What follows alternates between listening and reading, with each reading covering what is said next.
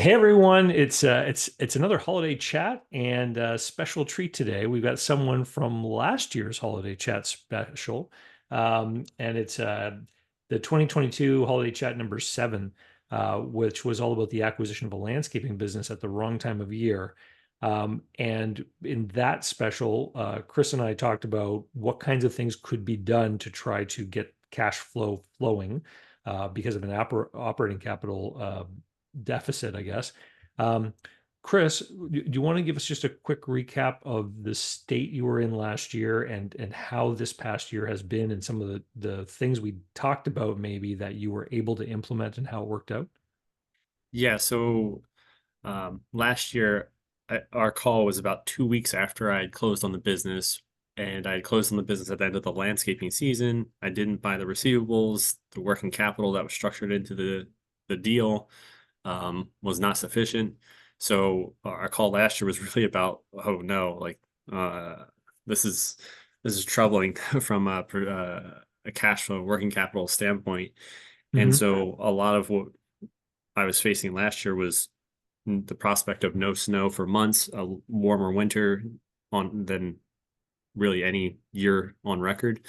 And so what we talked about was, hey, getting in touch, maybe you could do some factoring, maybe you could, work some receivables, you could, finance some of the receivables, you could call up, our vendors, maybe get better terms. Hmm. And then also try to like go out and find additional lines of credit. So Yeah. like from that call, that's what I did. I made this acquisition as a stock purchase, and so I kind of leveraged the bank statements Hmm. from the prior ownership. Said, "Hey, I just bought the stock. This business has been running 26 years. Is not a new business." And I was able to get some high interest lines of credit, but that helped me. I think I got a 170K line of credit. Hmm. I had to draw on that, but I was able to limp along and get by. And according to my cash forecast, the first week of May was going to be a difficult one. I literally got down to $10,000 left, and payroll's 30,000 a week.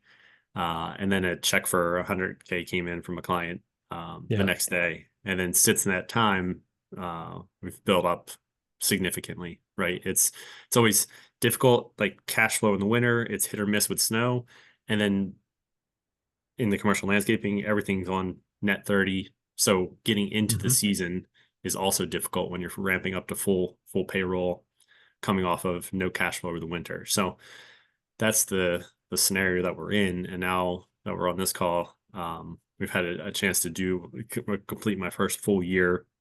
Hmm. Um, and since May, the cash has begun to pile up. I'm in a much better liquidity position, and now I can focus on where do I go from here. And that's kind of Yeah. been playing a lot of defense and trying to really understand the cash flow of the business, really learn everything I can. Um, and now that I've got a full year in, I have a pretty good understanding of the financial ebbs and flows of the business. And so now it's okay. You can kind of get back in the Okay. driver's seat and where do I go from here, right? So let's think about May because you mentioned the beginning of the season is a huge cash flow draw for you, and I just want to make sure that I'm understanding what you went through, and so everyone else who listens later can understand this too.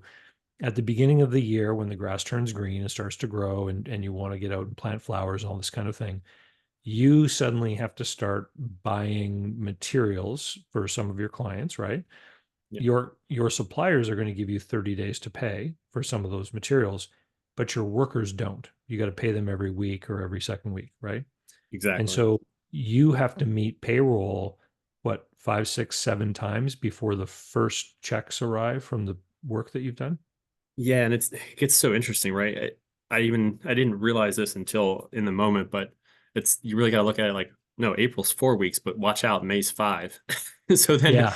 it's like, oh, 5 weeks of payroll, and each week's 30 grand. Like, I hadn't thought about that, right? But usually April 1st is kind of when we start mowing. So Okay. then I can bill at the end of the month. So I've already carried 30 days, right, of Mhm. payroll essentially, before I can bill. Then my customers have 30 days to pay. So we're talking about receiving at the end of May. That means now I've carried 2 months of payroll. Um, so And that and was the scenario. your customers, are they typically just big companies, or are they, you have some little companies in there too? They're industrial, they're um, commercial, they're school districts, and they're government. And then Okay. on the government side, that can actually, I would say like all the schools, commercial, industrial, all of them pay within 30 days. The industrial ones actually pay in 14 days, which is a blessing. Hmm. But the government, that can be 45 to 60 days by the time you get all the approvals of the invoice first, and then Hmm. they get submitted to the treasury and paid out. Okay. And so what's great about the government, obviously, is that they will always pay their bill, but they Uh-huh. have this bureaucracy and process that can delay things. Yeah, incredibly Yeah. variable, Okay. but they And pay. so you use that higher interest rate line of credit. Once you got out of that line of credit, did you ever dip back in later in the season, or you were kind of, you made it through that rough patch? No, so I actually, in order to get through, um, to survive in May, well, actually, to get out of that high interest line of credit. So that was like, I don't know if any of your listeners have looked at it, but Blue Vine essentially funds like startups. So it's like probably the Mhm. riskiest. It's not really like on your record or anything like that. Um, So I use Bluevine, but it's like 19% interest. It's a 3% draw fee. So as I got into the season, into like April and May, I looked at like, okay, I need to start, now that I'm into the season, I think I can make it. Now I need to start to do some like debt restructuring. And so I found another company, I think called BHG Financial. I think they're like just some non-bank financial institution. Mhm. They gave me a 6-year term loan of Okay. 200 grand. But that was at 15.24% interest. Um, and I was able to take out the Blue Vine high interest line of credit because it's kind of like the line of credit. It was, hey, you can survive tomorrow, but then you'll die the following week. And it felt like that, right? It got me through 3 months, but then the debt repayments on that Blue Vine line of credit, because it was a 12-month amortization, was 20 grand a month. So it was starting to eat me Right. alive. Okay. The term loan took me down to 4,000 a month. Um, but still it's And 15% interest. right. And it's 15% interest. And sorry, did you say 6 or 7 years? 6 years. Okay. So essentially, for anyone who's familiar with larger company transactions, really in your acquisition of this landscaping business, this new finance company is kind of providing this subordinated debt tranche in the capital stack. Like, Yep. and that's exactly what subordinated debt looks like. It's a higher interest rate. And this Yeah, was they the didn't take any collateral, so component. yeah. But yeah, well, this is the component that was missing in your initial acquisition, Yep. right? And my Because SBA lender, like, acknowledged, hey, we realized that we messed up. We didn't give you enough to make it. We want to help you now at the end of the year, right? I survived, so okay, we'd love to help you. You see the numbers, everything looks good. We'll help you now. But they were not going to help me at all, um, unless I got to 250,000 in receivables. And I was like, I'll never get there if you don't give me more liquidity. And they said, well, sorry. So, yeah. Well, and this is the value in having a cash flow forecast, right? When you're yes. going to buy a business so that you can foresee these kinds of things coming up. So now that you've got the 15% loan, it's a more manageable monthly payment. Yeah, clearly you've got a cash flow forecast model now. You just mentioned that you were using that in the spring. So Yep. what does it then look like? What does the crystal ball look like for this next year? So it continues to, so at the end of the year, um, revenue, I grew the revenue of just the landscaping. Like snow's variable. Snow, they had Mhm. like 400 grand last year. I only had 40. way Wow. off on snow. But from landscaping, which is the only thing that's like you can really base your projections on, I grew that 14%. I'm ending the year just like on a cash balance. I have 500,000 in cash, and I still have net ARAP. My net is 250,000. Hmm. Um, and so what my SBA lender has come back to me and said, "Hey, we'll give you another 150,000 line of credit because we realized we messed up in the beginning. That'll take you up to 250,000 line of credit. We're going to do prime plus 0.5%. So now they're like coming at me with great terms, right? Yeah. But they want to take out the 15% high interest term loan. They want me to pay it down 50 grand. So that take it down to 150,000. And they're going to finance it at fixed at like prime plus 0.5%. They're going to turn it into a term or roll it into Yeah, they're this going to turn it line. into a term. All right. They're So, going to do the term and an additional 150K line of credit. okay. So now the bank sees you as a good shot, a good like opportunity for them to make some loans, and you're going to save some more interest. So Exactly. it sounds good to me. Are you doing that deal? Yes. So I'm doing that deal. I realized when I went back and calculated that I spent over 72,000 in interest costs and draw fees. Mhm. So, that's obviously you could hire an operator, you can hire, you can do a lot with another 72 grand, but like that's what I needed. And that's like the penalty I guess I had to pay by not structuring the deal the right way or coming in with enough liquidity, right? Um, so there's a price to be paid for not getting the structuring Well, right up front and not having the right liquidity up front. yeah. Um, here's what I would say along with that is I would say that this is a profitable business.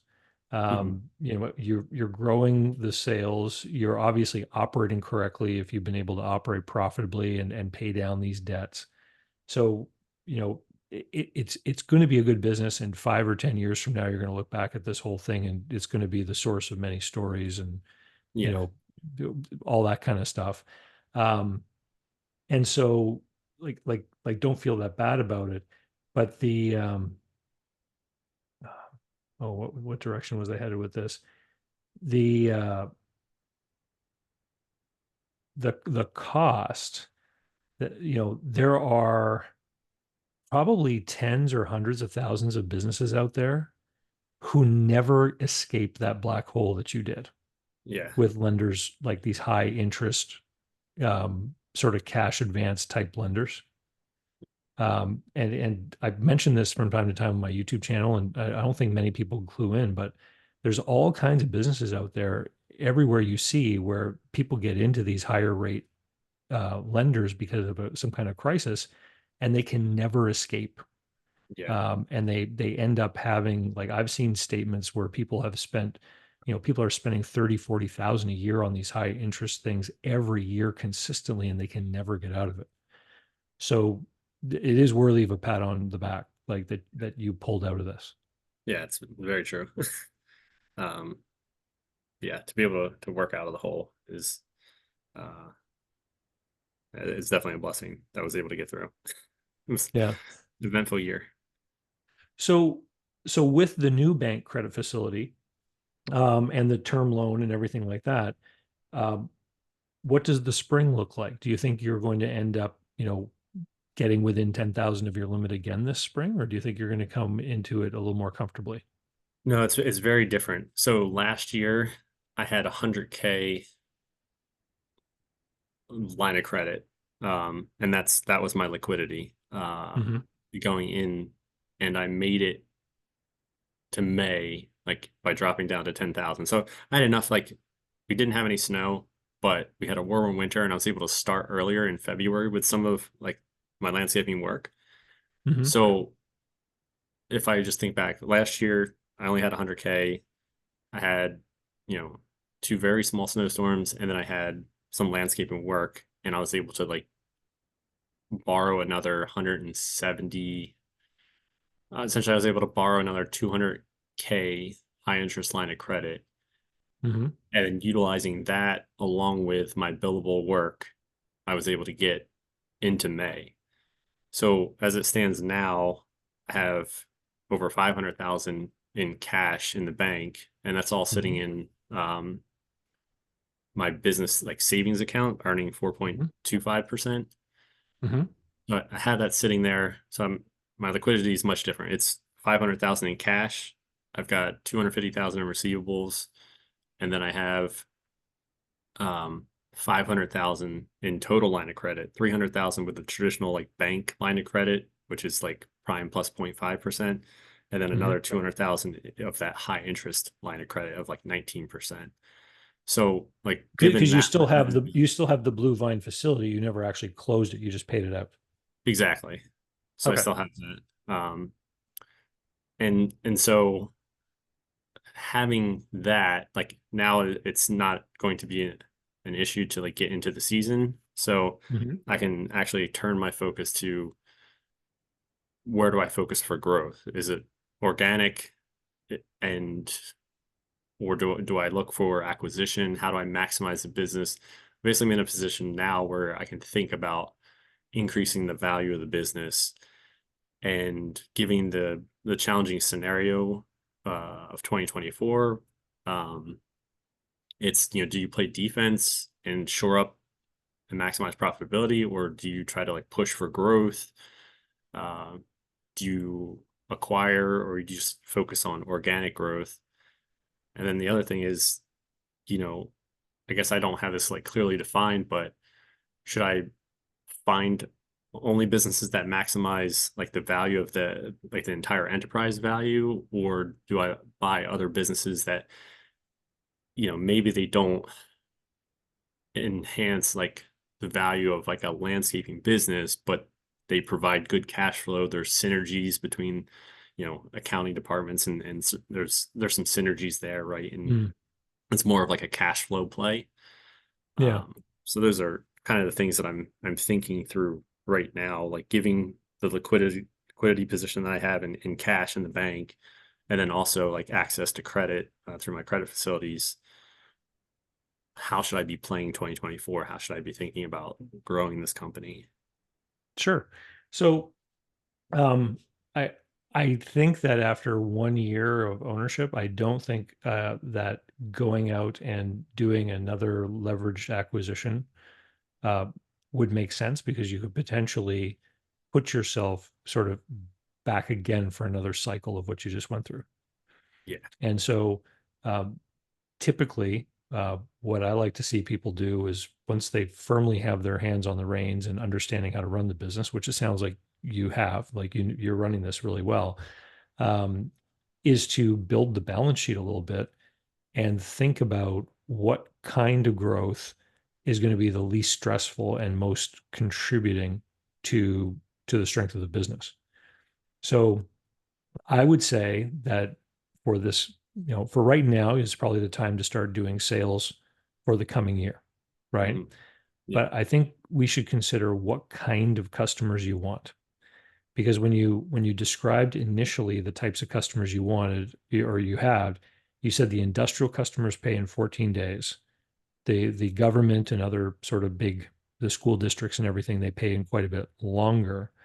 And so I think that if you're going to grow, I think you need to sketch out what kind of customer you want so that you can target them. And I think the cash flow effect of new customers has to be one of the primary concerns you take in what kind of business you go after.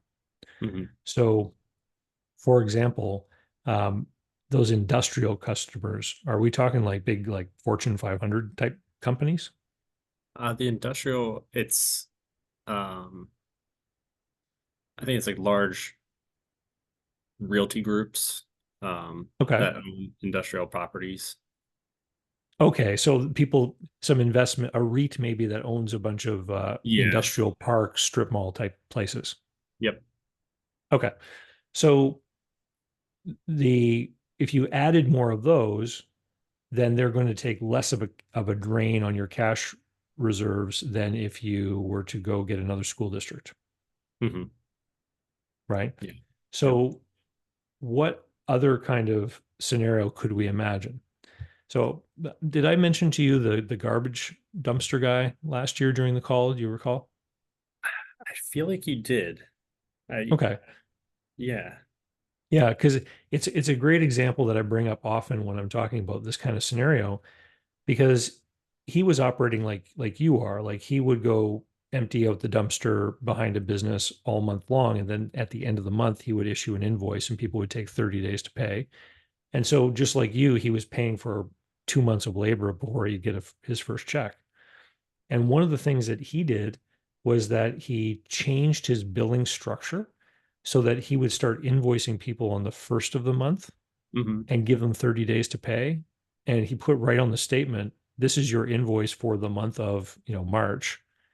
By the time you pay this, we'll have finished delivering the service. Hmm. And so he cut that collection cycle in half by doing that.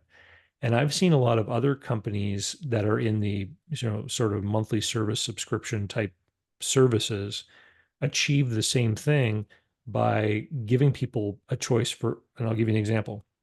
You could say to a new customer, we'll invoice you at the end of the month and we give 14 days to pay by ACH, for example. Or you can put a credit card on file with us and we will charge it on the last day of the month. Yeah. Right.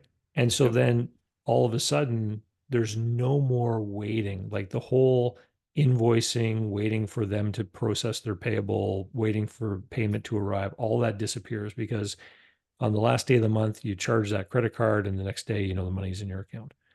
And Exactly. so the type of business that is going to be most drawn to that sort of arrangement is going to be the type of business that has an owner who is trying to maximize their lifestyle out of business ownership. So it's probably going to be smaller companies that are probably owner managed, where the owner has some kind of fancy credit card where they're trying to put as much business spending as they can through that card because they're accumulating piles of points to go on vacation and all that kind of stuff. Yeah, that's a good point. Yeah.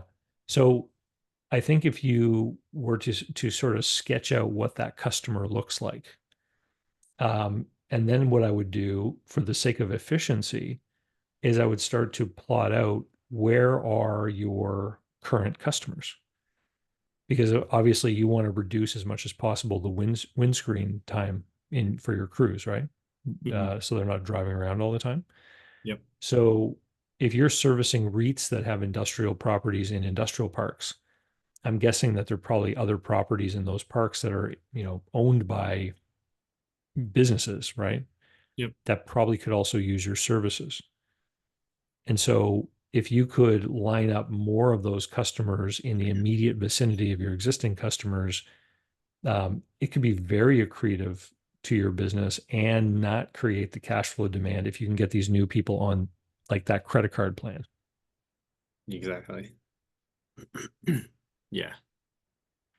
And then would you say like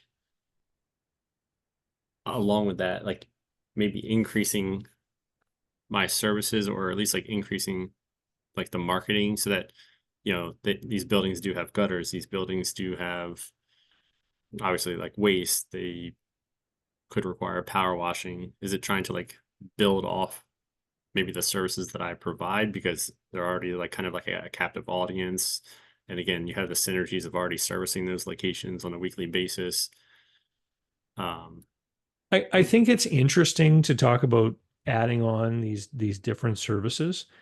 Um, what you don't want to do though is you don't want to make things overly complex. Like you don't want the operations of doing pressure washing to somehow interfere with the regular rhythm of the lawn maintenance, right? okay. And Yep. so, gutter cleaning, pressure washing, like ideally, I think to me, these could be things if you know, if you were going to add them, the way that I would add them initially is I wouldn't be trying to do them while you're doing the regular lawn mowing routines. Hmm. What I would be doing is I would be looking to stuff these things into the shoulder seasons. Okay.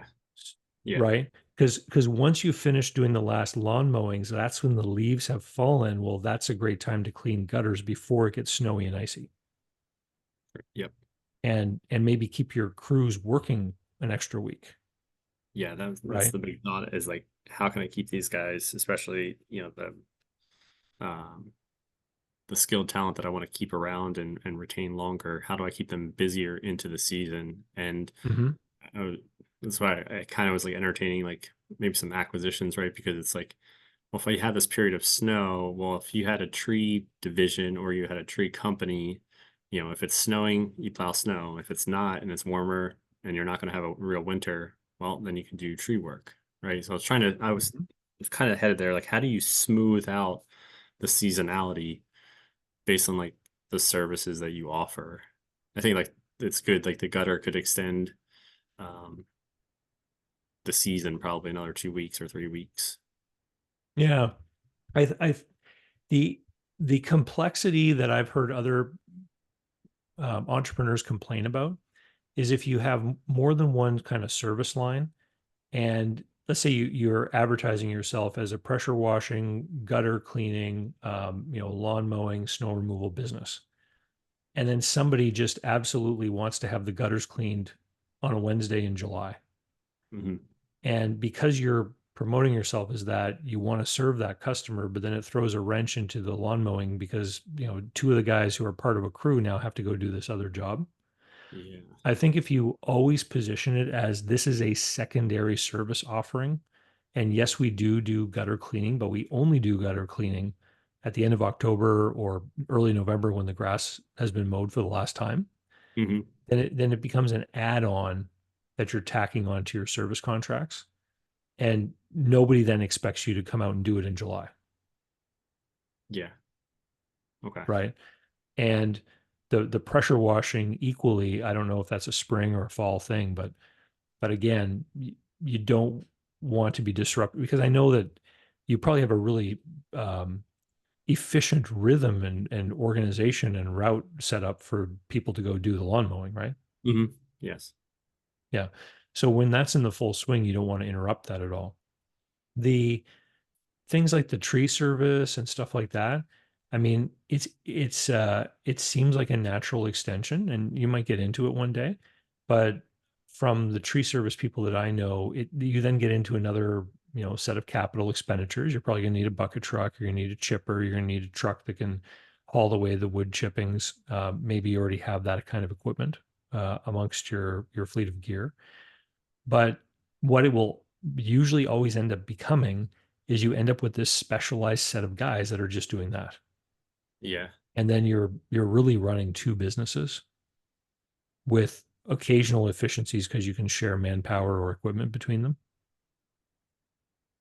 Yeah. I think that's interesting. You say like it's occasional efficiencies, right? And it's increased complexity and increased risk. I mean, if I do that, insurance costs would go through the roof, and the risk of anything happening could jeopardize the strong cash flowing business that you do have, right? And is it worth the hassle, the headache, the risk, the worry, right? When guys are out there climbing, um, Hmm. it might So, not be. have you had many people ask you about tree services? Um, what I've experienced is with a lot of my clients, they either already have a tree company in there, and like we know the tree company there, so we anything that's down while we're on the property, we try to take care of. If there's like large trees and stuff that would represent risk, like we could do it, but hey, let's play nice and like let's let them know, hey, this tree needs to come down, and let's not step on toes and like maintain a good Mm. relationship there. We'll pick up like the scraps because I have the equipment to do stump removal, and a lot of tree companies don't want to waste their time or bother with the stump removal. And I'm like, well, we can hit the stump removal while we're servicing your property. So I think it's continue to fly under the radar, like low risk, high profit stuff that we can do efficiently, and it like maintains relationships. So I don't think, unless I acquired one of those companies that are already in with like my clients, I don't think it has a lot of merit to go out and try to displace them. I think that you just described the real opportunity there. I think that if you knew two or three of these, excuse me, tree services, and you had a customer say, "Hey, I need his tree removed," what my response would be, "Oh, that's great. There's a couple of different tree contractors that we're friends with, Mhm. and we can have them come in. And what we do with them is they cut down the tree and just leave everything in a pile, and then our guys come and clean it all up, Yeah, because the tree right?" companies they just take the tree down, right? They don't want to do the stump removal and then like Yeah.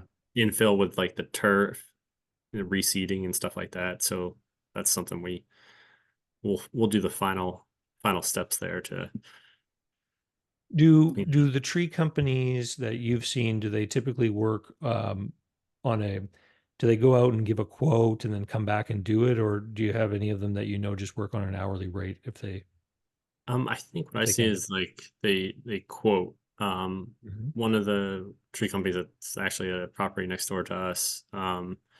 They they have like a day rate, like hey, this is what it costs me to send a crew out for the day. I don't do stumps. I don't slow them down. They're out there, take the tree, and get out of the property. Um, so and then what they actually do is they have like subcontractors that they send them in to do the stump removal and Mhm. stuff like that. So I mean, I really could probably just call the tree company and say, hey, if you don't want to be bothered with the stump removal and the reseeding of the turf area, we can come in and kind of help you out there. Okay. So you might even try something like this. You might ask a couple of these guys, "Hey, could you give me an hourly subcontracting rate?" Hmm. So you won't have to find the work. You won't have to deal with the customer. You won't have to come out and quote it. All you'll have to do is show up on the day, cut down the tree, remove the limbs, leave everything in a pile, and I'll just pay you a rate per hour. Can you give me a rate for that? And Yep. and they might come back and say, okay, it's $300 or $500. I don't know, whatever the number they come up with. But then whenever a customer asks you about tree removal, you can then say, yeah, we work with a licensed tree removal company. They come in, they work for us for an hourly rate, and then we just bill that through to you and we charge you for the cleanup of the site and the removal of the stump. When would you like us to have it done? Yep. And Yeah, I like that. you know, like I don't think you need to get into, give me a price, do up a quote, all that kind of stuff. Um, I was actually talking with someone in the residential landscaping business a while back, and he occasionally gets called by people who want to have like a hedge removed or some kind of project like that. And people are always asking him, come out and take a look and give me a quote, right? Hmm. And to me, that means price shopper, Yep. right? That's somebody who's going to choose one company over another because it's $20 cheaper. And my advice to him was come up with an hourly rate for your crew to do those kinds of jobs.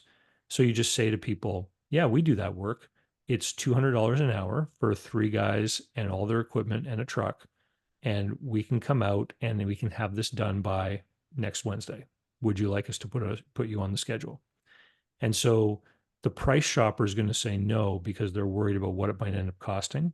But the doctor, lawyer, business person who just wants the hedge gone, they're going to be, yeah, do you take credit cards? Like they're just going to say, Exactly. yeah, come do it. Right. And that's the kind of way that you want to offer these ancillary or extra add-on services. You don't want to have to build out the whole um, sales funnel pipeline, etc., to build that tree service stuff. You just want to have it as an add-on that you can offer to people, um, and just take the gravy. Yep. Like if one of your customers wants to get five competing quotes, then let them do that. Don't try to win every tree removal because it's not your core business. Exactly. So I like that this like a theme here is kind of like de-risking organic growth. It's kind of looking for where you have efficiency, the synergies, where you could create partnerships, right? I mean, I'm sure this type of partnership with the tree companies is, hey, I'm bringing you business, you've got business for me, and right, that decreases like your marketing costs with acquiring new business that way. Yeah. Um, Now, with respect to growing through acquisition, we're in an interesting time right now because right now you don't need to grow. You've got a good Mhm. profitable business, right? Yeah. And so um, there are other people in your industry, and they're operating, they're doing their thing too.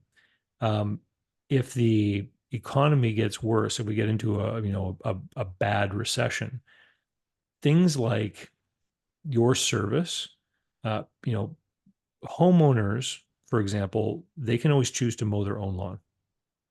Yeah. So the guys in the residential space could get into trouble if there's an increase in unemployment. And one of the things that they might try to do is they might try to get into, bigger commercial stuff. And so there's going to be more competition. The ultimate shakeout could be that some of these companies weaken. Mhm. So I would wait and see what happens because there could be some better opportunities for you. There may not be. We don't know what the future holds, but I wouldn't go chasing those deals right now. I would want you to have like another year of just building the balance sheet. Okay. Like organic growth of business that really contributes to your bottom line, I think should be number one. And number two should just be building the balance sheet. So, you know, building the bank account so that next year you go into it with even more cash in the bank account. Like, um, the stronger your balance sheet is, the more resilient the organization would be. If, for example, you lost a big account, right? Yeah. Yep. Yeah. I mean, that makes a lot of sense. I have multi-year contracts, but I mean, there were a number of like projects that we did this year, right? And so project revenue, you can't count on that each year. Um, so I definitely agree, like being able to play it a little more defensive, shore up profitability, focus on systems and processes, looking at where I can like cut back on those like leaks, right? The interest expense, bring that Mm-hmm. down, um, and focus on being in that more like Warren Buffett type position where you're heavy on liquidity, and we get into an area where some companies might get desperate, right? If they're trying to, you know, they're they've got declining revenue, they may need to sell or be forced to sell, or and if I'm in a good liquidity position, then I can kind of let Mm-hmm. opportunities come to me. And there could be a interest rate environment that could be lower at the end of next year or the year following. So borrowing costs might be cheaper as well. Yeah. Well, if in this industry, um, if somebody had a customer concentration problem, for example, like if they had one big customer that was 25 or 30% of their business or something like that, and they lost that one customer, um, that could just end their profitability. Yeah. And then all of a sudden they're not making anything, and all of a sudden their business could literally become worth its assets. Is there um is there a deal structure that you would do? Because I do know of a contractor who he's in the same position. He's in the position of he's probably in his 80s. He's got one relationship with a property management company. He It's like one client. It's Hmm. about like $1 million of business. And he that's all he does is service that client's properties. Hmm. Um, so he really doesn't have anything of value because if that goes away, you have no business. I'm wondering, like, is there anything that I can approach him since he is like trying to, well, he's like thinking about, retiring. Hmm. Is there any structure that you could put in place to mitigate the risk of the single client like concentration, and Yeah, maybe take over the there's contract? there's two ways to do it. You you give some kind of down payment, and the down payment is typically related to the value of what you actually get. So Mhm. trucks, equipment, that kind of stuff. Okay. And then the balance of what you pay for the business, yeah, in one format with a fixed purchase price. You give him a seller note for the balance, whatever it is. So let's say you're going to pay him 300 grand for his business and his stuff is worth 50 grand, and you give him 50 grand on closing to buy his trucks and equipment. You owe him 250. Let's say you put that over 7 years with interest on it. You Okay. just have this one caveat in that note that says that if you lose that customer, the balance of the note is forgiven. Okay, perfect. So because you're just buying that one relationship. So Exactly. so he continued right now, he's got the risk of that relationship. He just carries that risk into his retirement with that note. The other format of this deal is that you treat him like a salesperson. You say, okay, I'll pay you 50 grand for your stuff, for your trucks, equipment, etc. And then I will give you whatever percent of the revenue from this one client that you've brought to me for the next period of time, five Yep. years, 7 years, 8 years, whatever it is. And the upside to that type of arrangement is that if inflation or added services grow the revenue from that account, he can end up collecting more money. But if that account stops buying or disappears in some way, then it's, even simpler. Like, well, revenue sales are zero, so your percentage of that is zero. Yep. But I think Yeah. those are the only really two things you can do because, Okay. you know, it's just you're buying that one client. Exactly.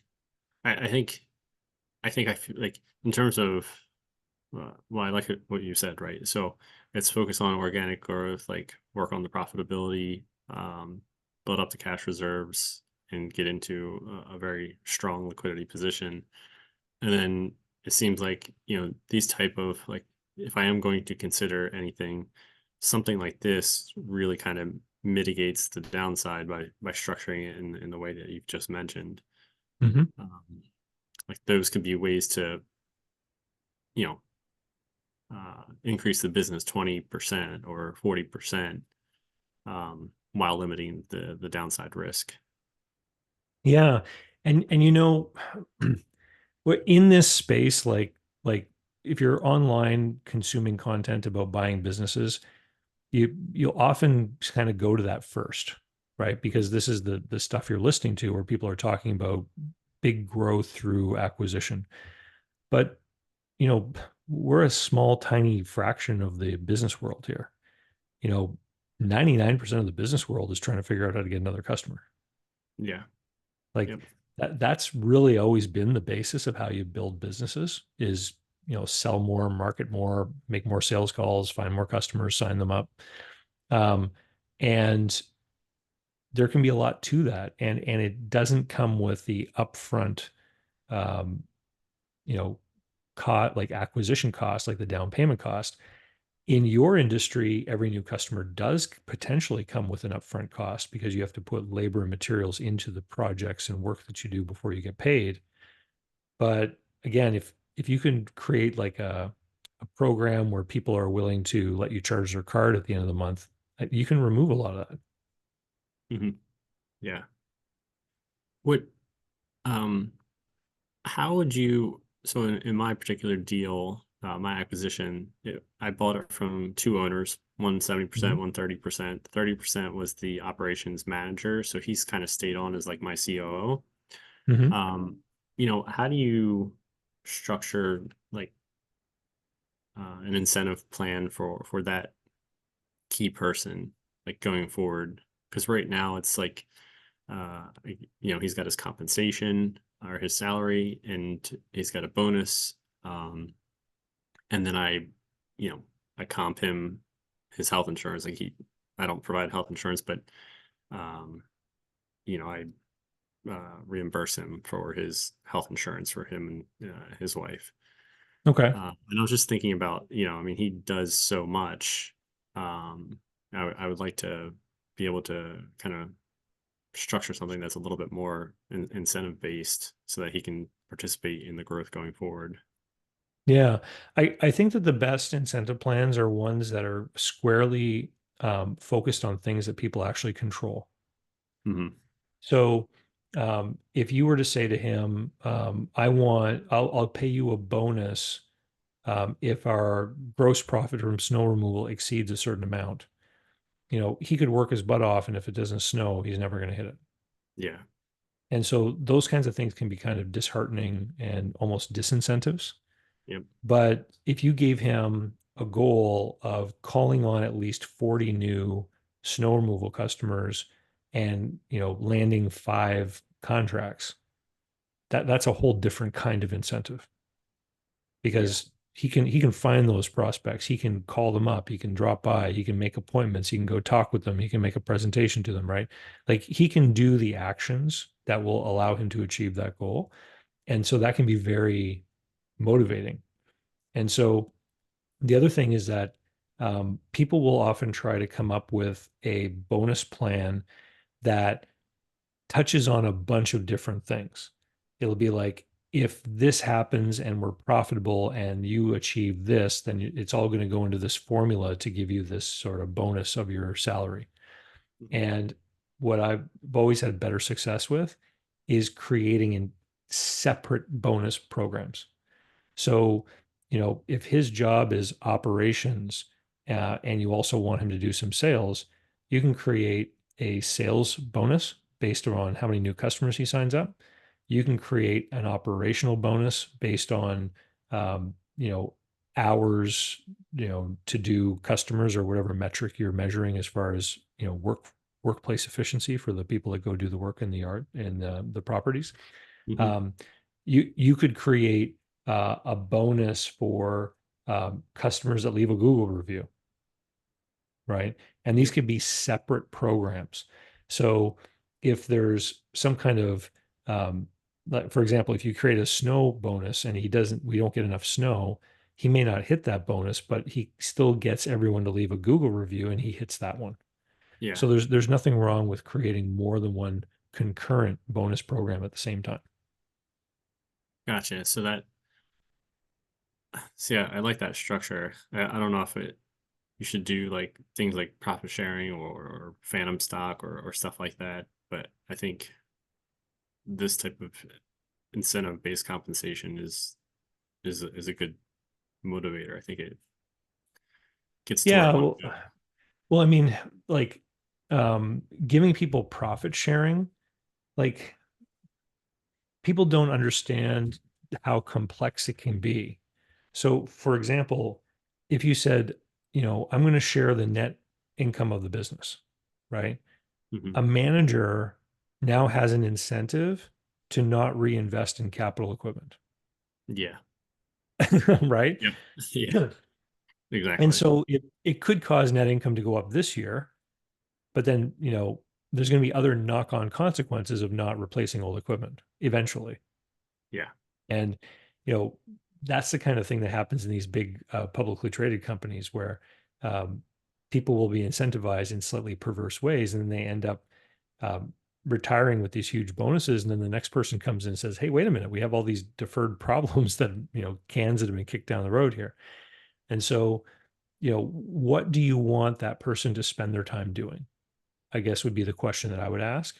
I And then really how can want you them create, to, yeah, yeah, I think I create want them to incentives focus so on that they do that. operation and sales, right? Like being able to sell more of the projects that they did this year and then being able to tighten up operations a little bit better. I'd Hmm. love to put something together to incentivize him to like get the schedule for the crews out faster and get the crews out the door faster because I Hmm. basically lose it's like an hour before the guys are on site and doing anything. And it's not completely on the guys. It's maybe the timing that they're receiving their schedules of where to go. So I think if I incentivize the sales side and operations side, I mean I'm doing a lot of the sales, but like he's extremely helpful at being able to sell the job. His industry knowledge is incredible, and his ability to Hmm. sell is top notch. So I like that approach better, So and I think he's let's motivated. talk about the getting the crews out in the morning. Yeah. So is it a case where everyone shows up to work, and then it's being decided who's going where to do what? Yeah, his approach has been, um, well, if I put together the plan the day before, like you never know who's going to show up. Like you're going to have like maybe the driver doesn't show up and you have to juggle the crews around and you have to juggle the sites around. Anyway, so his approach is always, hey, next morning we'll see who shows up and we'll create the plan. But what tends to happen is that, people are here at 7 o'clock. Um, he might get the schedule to them at like 7:10, 7:15. They've kind of fumbled around, loaded up the equipment. Uh, they do their customary 10 minutes of Wawa, right? Like, Hmm. not always filling everything up. They don't need to stop every day, but they do, and you really can't work that out. I mean, I've gotten it down to 10 minutes. Um, but then you have that drive time.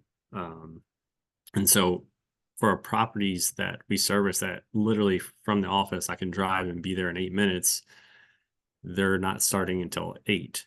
Um, so, you know, I need to do something because I have 35 people that I'm paying for an hour of like unproductivity. And obviously I know that the rates are efficiency rates around like 65 to 70%, but still there's opportunity there. I mean, that's almost that's over $105,000 a year Hmm.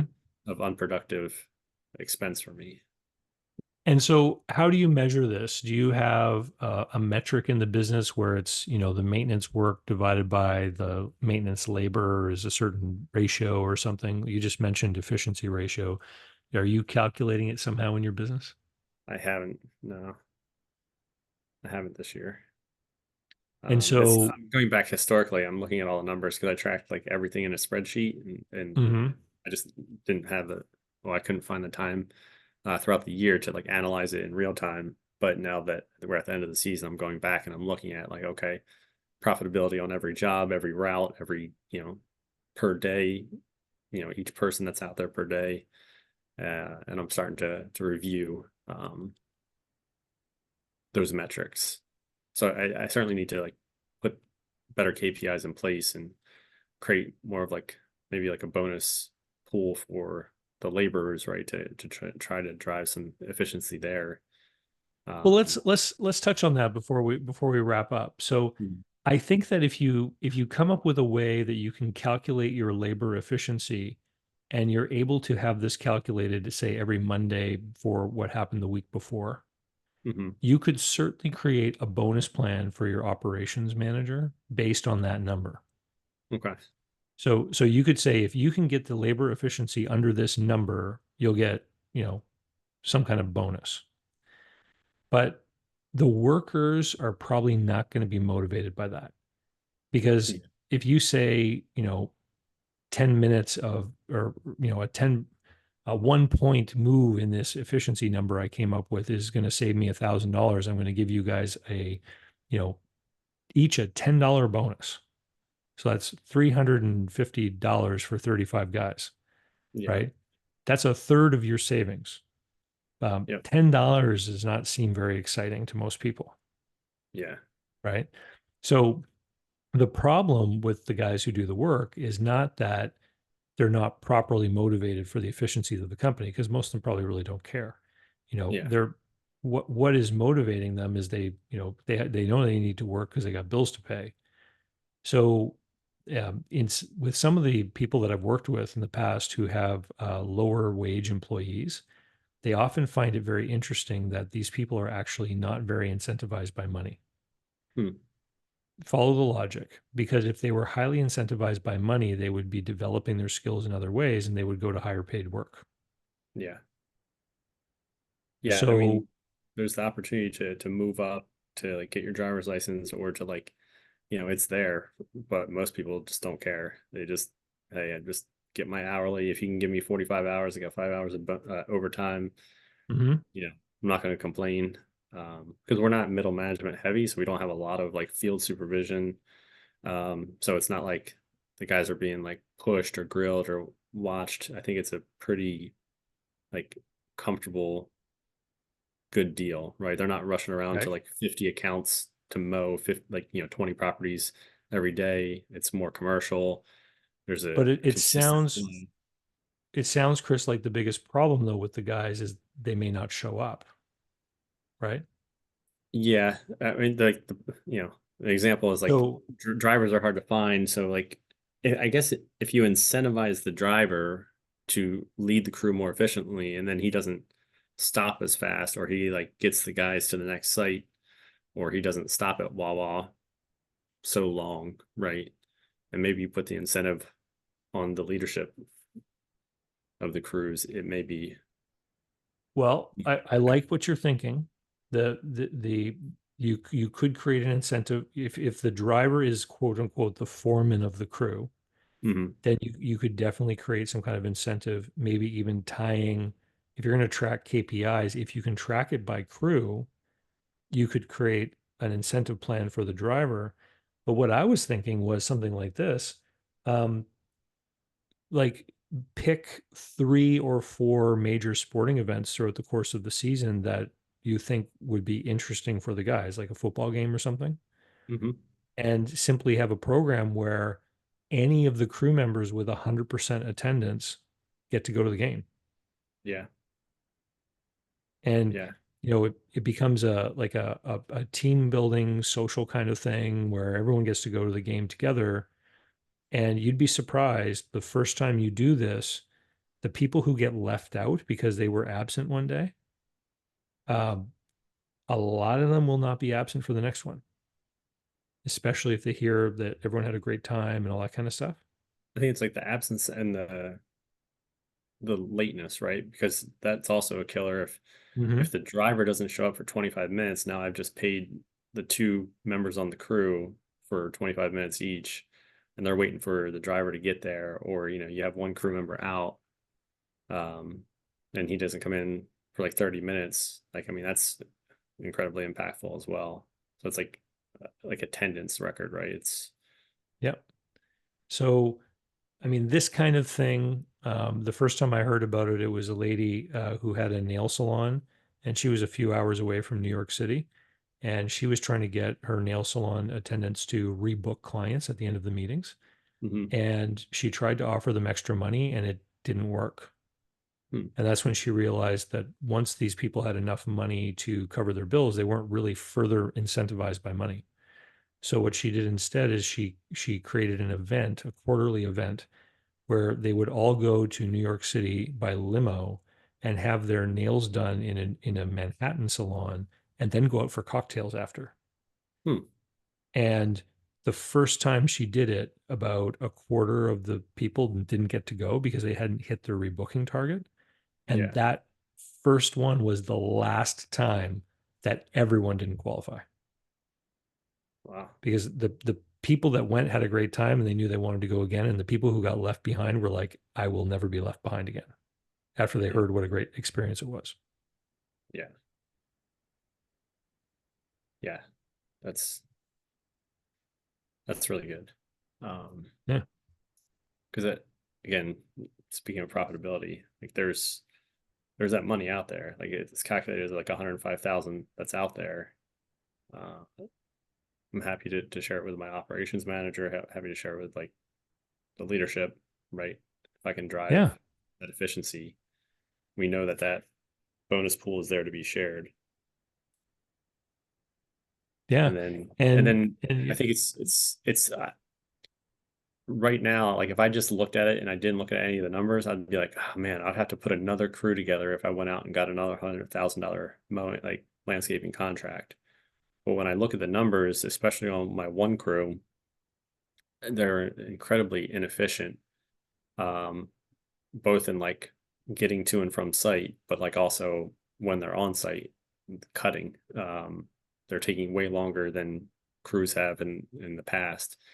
So I'm like, I could do another 100, like I have the ability to do another 100K by increasing the efficiency of maybe just that one crew. mhm. Um, so Well, there's a lot of and opportunity there. if you have a scorecard every week that lets the crews know how they've done, you can also create some competitive feeling between them. Yeah. Yeah. Yep. Anyway, I want to give you a big congratulations because when you called last year, I know you were in a pretty dark spot and you were Yeah. looking for solutions, and I want to give you kudos for having turned it around and gotten your way out. Yeah, thank you. I certainly appreciate that help in the very beginning, and too, like being able to like offer these like Christmas chats, right? Like these like holiday chats, um, because I really just didn't have anything, any money, but I had like followed your content for so long that I was like, oh wow, that opportunity came up and really kind of helped me get off the ground. So I definitely appreciate that. Oh, well, I hope you have a Merry Christmas and you get to spend time with family and friends. Well, And thank I you. hope to hear from you again, Chris. See Yeah, how things progress. yeah, thank you very much. All right. Have a great day. Take care.